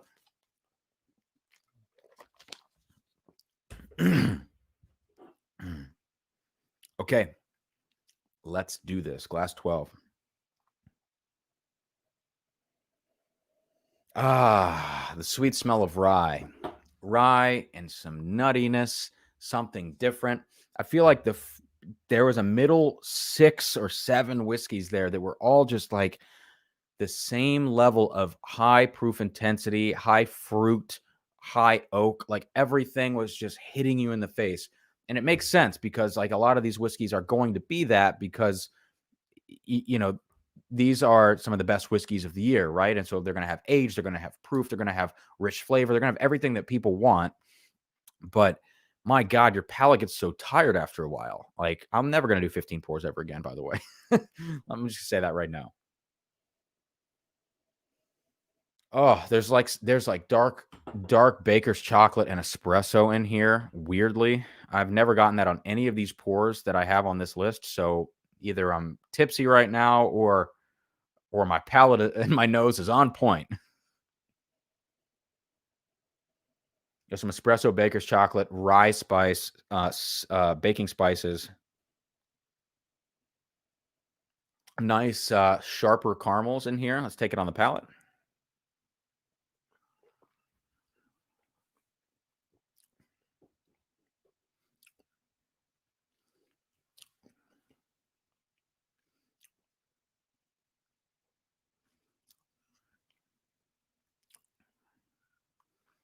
Now, to me, it's a good proof, but my palate might be tired right now, and I don't know if judging by proof is going to be a great evaluator at this point. The nuttiness leads me towards Knob Creek. Jim Beam products have that nuttiness to them. I could see this also being Larceny barrel proof because that tends to have some nuttiness as well, and it's a good proof. This seems more like the Larceny barrel proof level of ABV rather than the 100 proof of Knob Creek 12. I've got the knob here, Larceny here. Knob Creek is 100, and Larceny is 122.2. So it's the lower end of a barrel proof whiskey, 61.1%. But I am not sure between those. I could also see this being one of the Bardstown Discovery releases as well.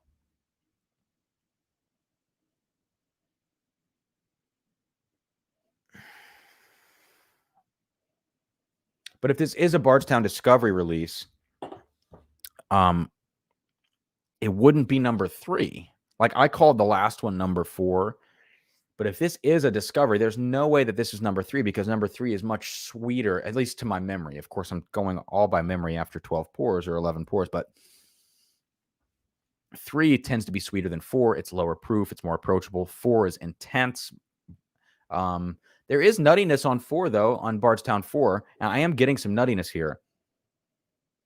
The thing is, like, with Knob Creek 12, typically when I taste that, I don't get a ton of nuttiness. Even though it's a Jim Beam product, Jim Beam, when they do these blended, age-stated, batched whiskeys that they proof down, they typically blend the nuttiness out of them, at least once you get to 12 years old. 12-year, the 15-year, those Knob Creeks they tend to blend the nuttiness out.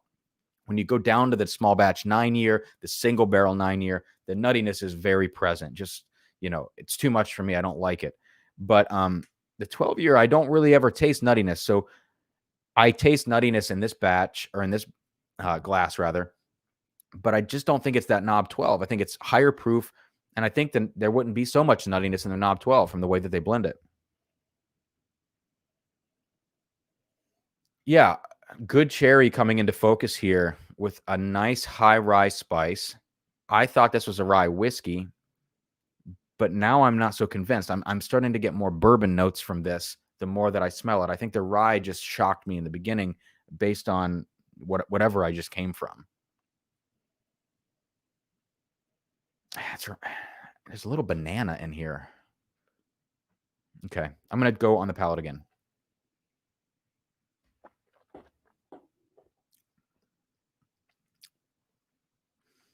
Oh, great oak that time. Nick, let me see here. You haven't popped up in my chat on that I can pull you up here. I just saw it on the YouTube chat. Okay, we'll give it a second here. Nick, what are you talking about in terms of your backup? Which backup are you meaning? Let me know about that. I've said so many bottles in a row. I don't even know. I don't even know anymore what you're referring to. Yeah, this is getting better and better and coming into focus the more I nose and taste it. I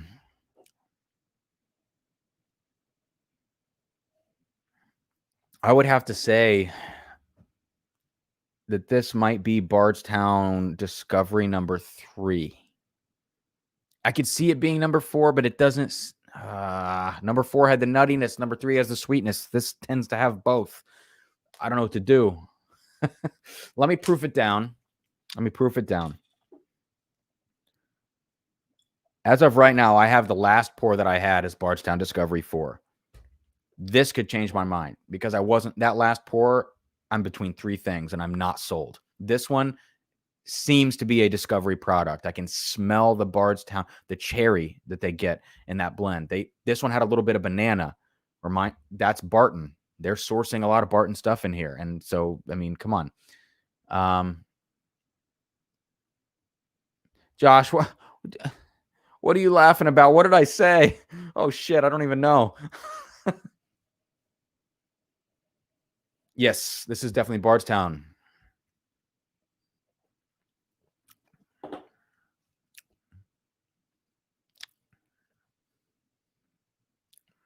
Nuttiness, cherry, milk, chocolate. God, okay. So I just did number 11. I called it Bardstown 4. I thought that it could also be that Larceny 520. Could also have been, God forbid, the Elijah 920. It's hard to tell the difference at this point, right? I don't think it's Discovery 4. I think what I have here is Discovery 4. This reminds me of what I did in the hotel room a week and a half ago when I proofed down Discovery 4. I just proofed this down. It's got that nuttiness. It's got that dark cherry, but it seemed to be inaccessible at first. And that reminds me of Bardstown 4. So I'm going to call this Bardstown 4, and I'm going to change my last pick to my previous glass 11. I have no idea. I guess I have to call it Larceny Barrel Proof because I haven't selected that one yet. But it could also be Elijah. I don't know. I'm going to wrap this glass right now. Glass 12 is done. We are in the final 3 glasses now. So here we freaking go. I'm going to do this thing.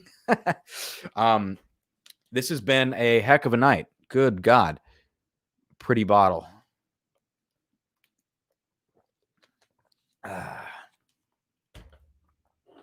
Okay. What we got here? Pretty bottle left out of my car. Okay. Hey, for those of you who just joined in, I just saw a couple people come in the room. If you wouldn't mind liking this video as you tune in here, I'd really appreciate it. I am on pour number 13. Did I just spill? Jesus Christ. Pour number 13. I promise I'm not that bad off. I'm not in that bad of shape yet. I'm just, my palate is freaking exhausted. And this is a lot of pours right now. I have most things narrowed down at this point, although a couple of wild cards on here. That last pour, the last 2 pours threw me for a freaking loop. So let's see what we get here in glass 13.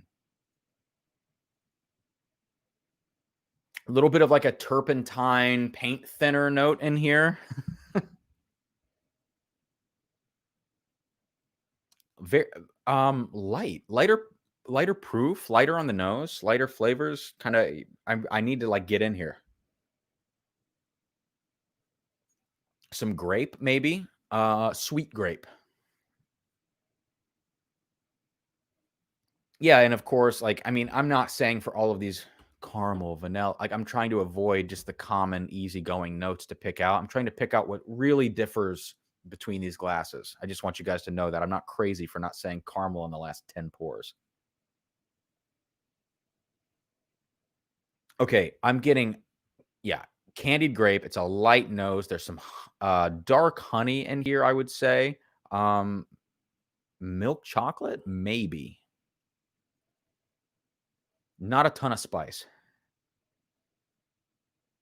And if there is spice, it's like nutmeg. It's not really cinnamon at all. All right, I have an idea of what this could be based on the low intensity of what it is, but in the sweeter flavors, easy going. Let me check this out on the palate. Cheers.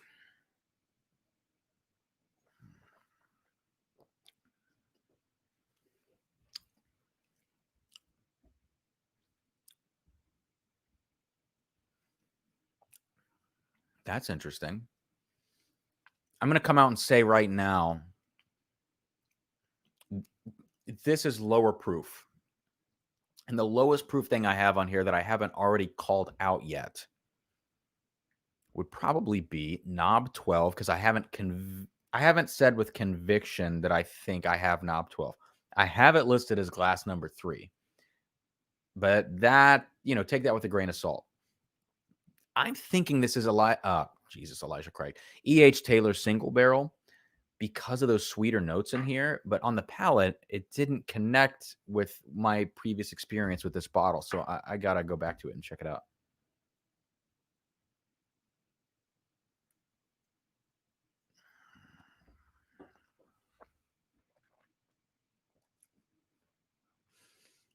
There's too much oak. There's too much oak for this to be E.H. Taylor single barrel. And on the palate, too much spice.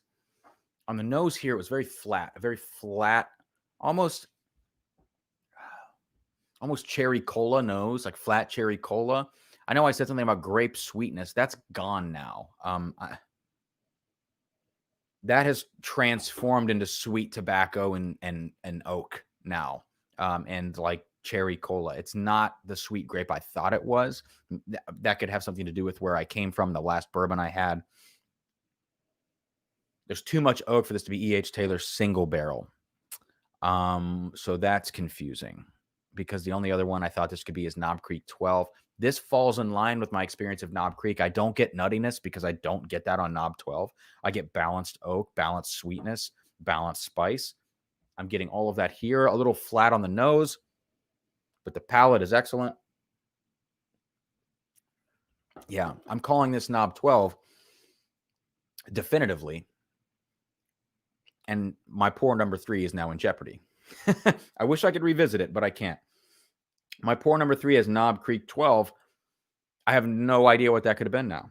I will write in parentheses, possibly EHT single barrel, because of the proof. If I got a lower proof on pour 3, maybe that's what this was. But I believe that pour 13 is Knob Creek 12. And I'm willing to stake a bet on that. Okay, final 2. Let's do it. Here we go.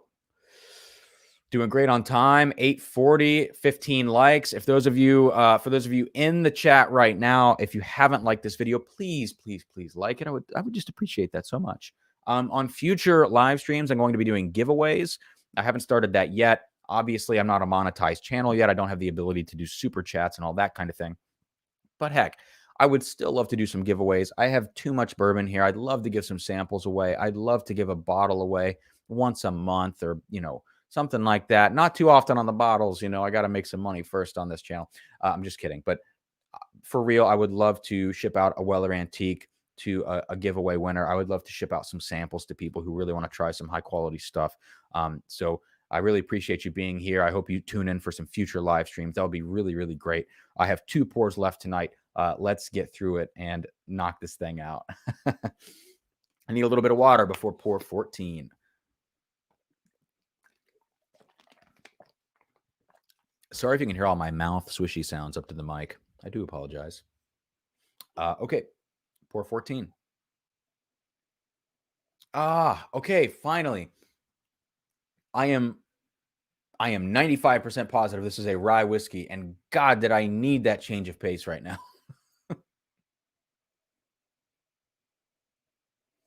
Oh, and it's what's the word? It's like definitively rye. It's clearly rye.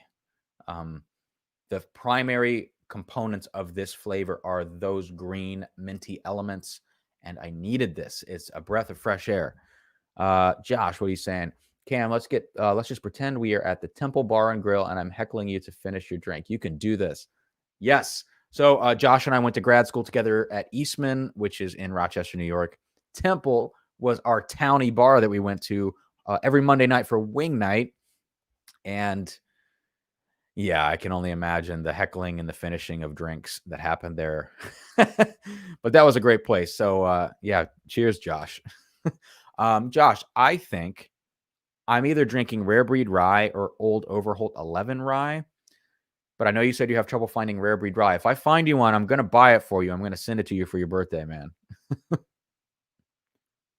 136 proof. Ah, close. What was Nick, what's 136?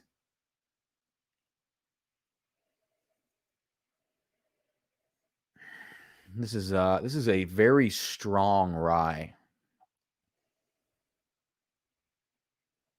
Very high proof rye. Ethanol, yeah, the ethanol is there, unfortunately, but you get great citrus here, great green elements. Oh, but there's a little bit of maltiness and a little bit of caramel in there too. Yeah, that light caramel. There's some orange, like some citrus zest going on. A lot of that pepper, a lot of that rye pepper going on.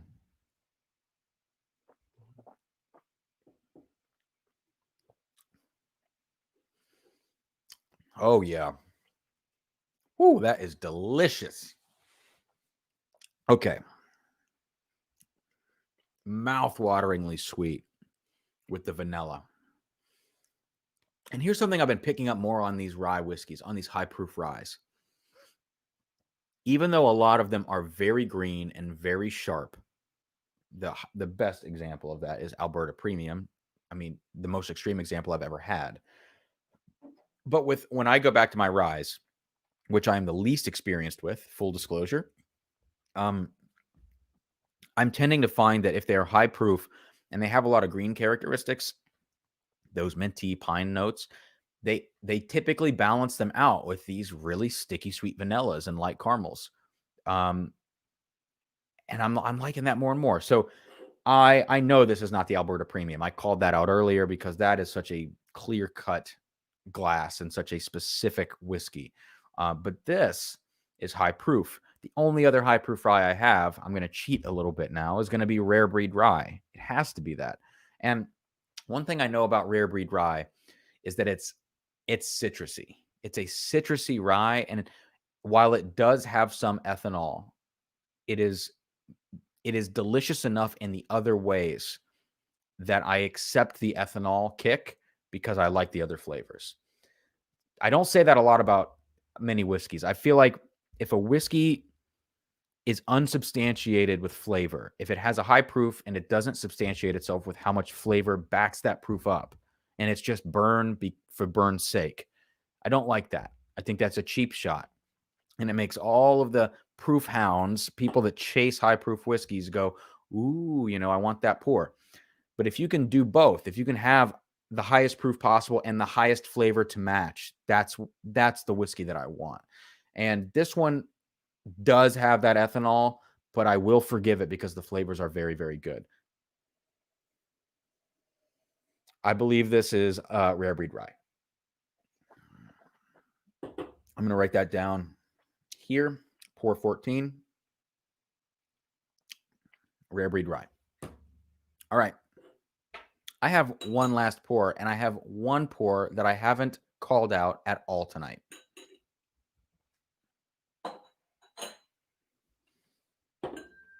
And I'm not trying to cheat, but if this is obviously Old Overholt Rye, then I feel like I win the night.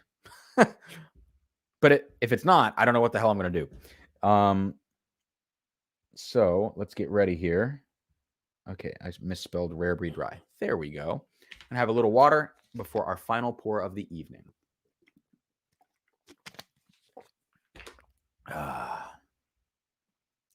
See what we got going here. 615 likes. Great. Okay.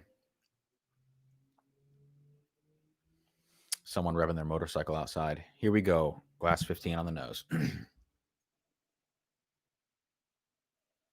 Super light on the nose. Very sweet. Okay, here we go.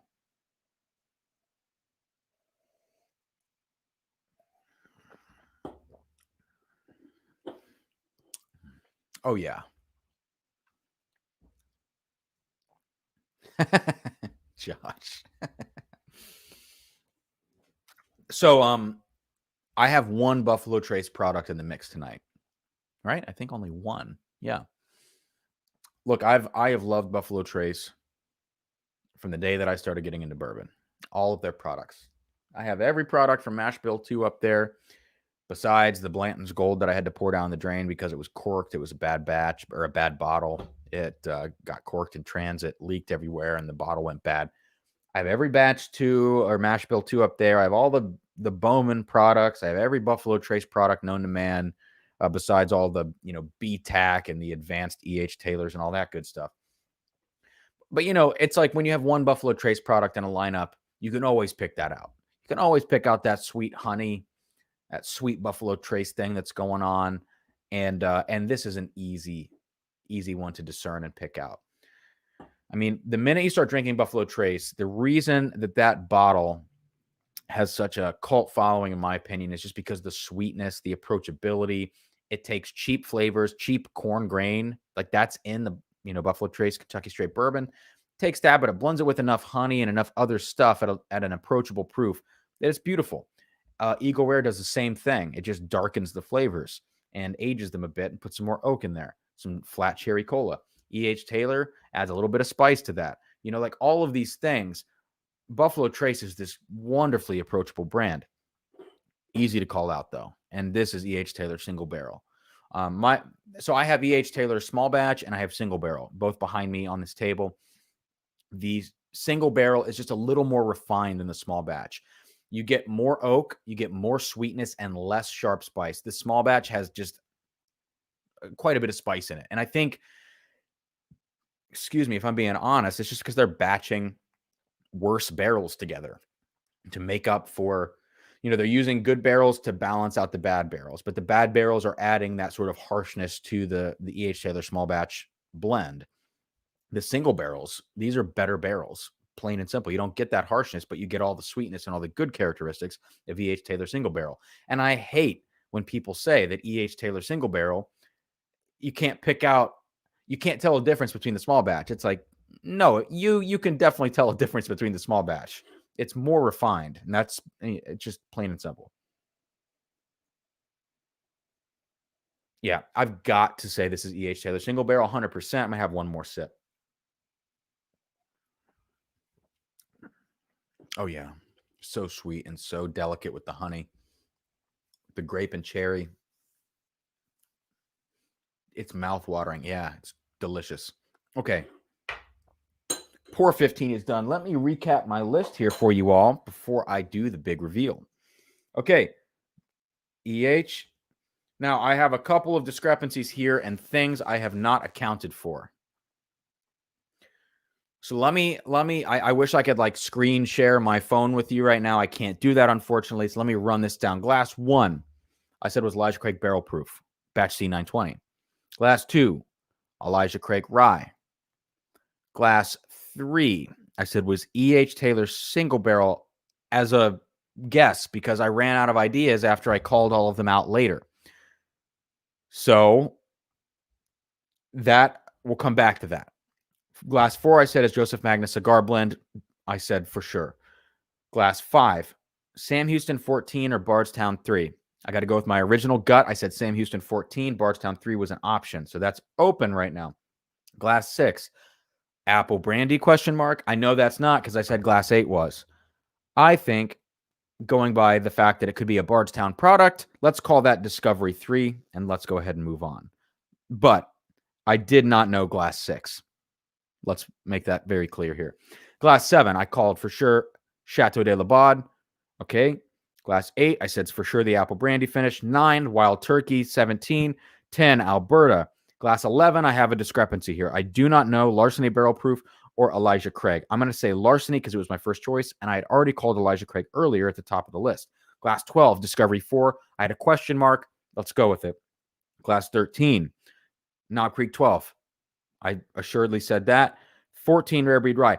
15, E.H. Taylor Single Barrel. The only question is Glass 3, but the only remaining pour is this Old Overholt 11-year rye, which is a confusing freaking pour. All right. And one that I've had a good little bit of it, but not enough for me to really know this thing. So I'm going to just say that this was number 3, but I get no credit for that. Do the bottle flip. I'll do the bottle flip at the end. Okay, so here we go. On this scrap piece of paper is my list that Sarah wrote out for me. Let us do the big reveal. Damn it. I got number 1 wrong. Number 1, Larceny Barrel Proof. I said Elijah Craig Barrel Proof. They're both Heaven Hill Barrel Proofs, but okay, fine. Damn it. Number 2, Elijah Craig Rye. I got that. Number 3, I just said I cannot claim credit for this because it was a process of elimination at the end here, but it's correct. Overholt 11-year rye. I just don't know that pour well enough. Damn. Okay. Number 4, Joseph Magnus Cigar Blend. I nailed that. Number 5, Sam Houston 14. I got that too. That one I was between Sam Houston 14 and Discovery 3. They both have Sam Houston 14 is 14-year-old Barton distillate, and Discovery 3 has 13-year-old Barton distillate in it. About half of it is that. So I could see that confusion, but I did get that Sam Houston 14. And next was Discovery 3. Sarah is very cruel when she poured these. So that Barton juice was right next to each other in this lineup. But I didn't get Discovery 3. That was a process of elimination vote for me. So I've gotten 4 out of 6 at this point. 7, Chateau de la Baude. I did get that. I said I could call that out a mile away. Bardstown Apple Brandy, number 8. I did say that after I improperly guessed Apple Brandy for number 6. Bardstown just makes really good stuff. Jeez. Number 9, Wild Turkey 17. I got that. After I took a first sip of it and acclimated my nose and went back to nose it, I got all of that oak that Wild Turkey 17 has. But it took me sipping it first to identify that. Number 10, Alberta Cast Strength Rye. Yeah, that was super easy. If you ever taste it, yeah, that's super easy. 11, Elijah Craig Barrel Proof. I said Larceny Barrel Proof. So I mixed up Larceny Barrel Proof and Elijah Craig Barrel Proof here. I'll take that. I'll take that. Even though one is rye and one is wheat. Number 12, Discovery number 4. I also said that, but this was one I was conflicted on. I don't know if I can give myself credit for this. I kind of just went with, when I proofed it down, it became more clear, but I don't know if I can give myself credit for that. That was a really big guess. That's okay though. 13, yeah, I got the rest of these. 13 was Knob Creek 12. I pretty assuredly said that once I ruled out E.H. Taylor Single Barrel. 14, Rare Breed Rye was very easy, and 15, E.H. Taylor Single Barrel. So I missed number 3. I pretty much guessed number 6. Let's not count that. And number, where is it at here? 11. 12 out of 15. That's not so bad. 12 out of 15. 80%. Is that 80%? Yeah, that's 80%. I'll take that. I'll take a B- on a 15 pour flight. So I cannot really complain about that. You know what, Rob? If I'm going to do a bottle flip, I'm not doing it with any of these bottles. You know what I will do it with is this Lefroy that has 1 pour left. Because if this breaks on the ground, it's not that much to clean up. So you know, I actually, StreamYard right now is recording this stream, so I could always take this screenshot for you, Rob. So let me just come back into focus here. I'll come back into focus. I will take away my banner, and I'll go ahead and do this bottle flip and pray to God that I catch the damn thing. Do a couple of them. Jesus. All right. That's all I'm going to do before I break this freaking bottle. Thank you guys for watching. Thank you so much. 80%, 12 out of 15. I will take it. I will take it. Okay. So there we go. Cheers to all of you. I think I'm going to end tonight. Let me go back to the pour sheet and see where the Bardstown Chateau de la Bade is. My favorite pour, number 7. Right there. Delicious. I will end my night with all of you with this Bardstown Chateau de la Bade. Thank you so much for tuning in. Before you go, for those of you remaining, like, subscribe, blah, blah, blah. Share a video, comment on a video, anything. It would very much help the channel as I get this thing off the ground. I have so much new content coming out. Check back. I'm going to be doing live streams every freaking week, and I'm really excited about it. They're not going to be quite this long, quite this many pours, but you know, they're all going to be a lot of fun. And I can't say enough how much I really appreciate a lot of you guys who have been here for multiple streams now, hanging out with me and supporting the channel. So cheers to all of you from Drums and Drams, ending the night with Bardstown Chateau de la Bade. Thank you and have a good night.